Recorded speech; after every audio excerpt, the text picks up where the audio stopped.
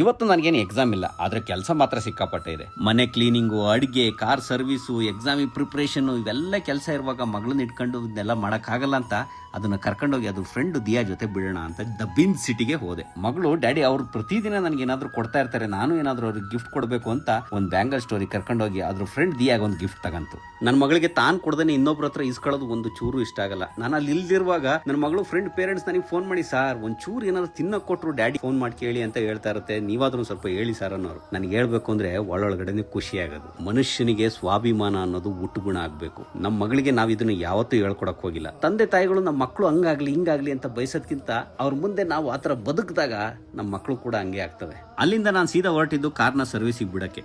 Diesel ಗಾಡಿ long ಡ್ರೈವ್ಗೆ, heavy ಯೂಸ್ಗೆ, ಮೈಲೇಜ್ಗೆಲ್ಲ best ಅಂತ ಈ ಗಾಡಿ ತಗೊಂಡೆ. ನನ್ನ ದುರದೃಷ್ಟಕ್ಕೆ DPF ಇಶ್ಯೂ ಬಂದ್ಬಿಟ್ಟಿತ್ತು. ನನ್ನ ಅದೃಷ್ಟಕ್ಕೆ ಆ ಕಾರ್ ವಾರಂಟಿಲಿ ಇದ್ದಿದ್ರಿಂದ 1,80,000 ರೂಪಾಯಿವರೆಗೂ DPF ಬಿಲ್ ಆಗೋದು ನನಗೆ ವಾರಂಟಿಲಿ ಕವರ್ ಆಯಿತು. ಅದ್ರದ್ದು ಕಂಪ್ಲೀಟ್ ವಿಡಿಯೋ ನನ್ನ ಯೂಟ್ಯೂಬ್ ಚಾನಲ್ನಲ್ಲಿ ನೆಕ್ಸ್ಟ್ ವಿಡಿಯೋದಲ್ಲಿ ಹಾಕಿರ್ತೀನಿ, ಹೋಗಿ ನೋಡಿ. ಕಾರ್ನ ಬಿಡ್ಸ್ಕೊಂಡ್ಬಂದು ಮಗಳನ್ನ ಕರ್ಕೊಂಡೋಗಿ ಪೋಲಾರ್ ಬೇರಲ್ಲಿ ಕೊನೆಗೆ ಒಂದು ಸ್ವಲ್ಪ ಐಸ್ ಕ್ರೀಮ್ ತಿಂದು ಮನೆಗೆ ಬಂದ್ವಿ. ಇವತ್ತು ಈ ಥರ ಇತ್ತು ನಮ್ಮ ದಿನ. ಮತ್ತೆ ಸಿಗೋಣ ಮುಂದಿನ ವ್ಲಾಗಲ್ಲಿ.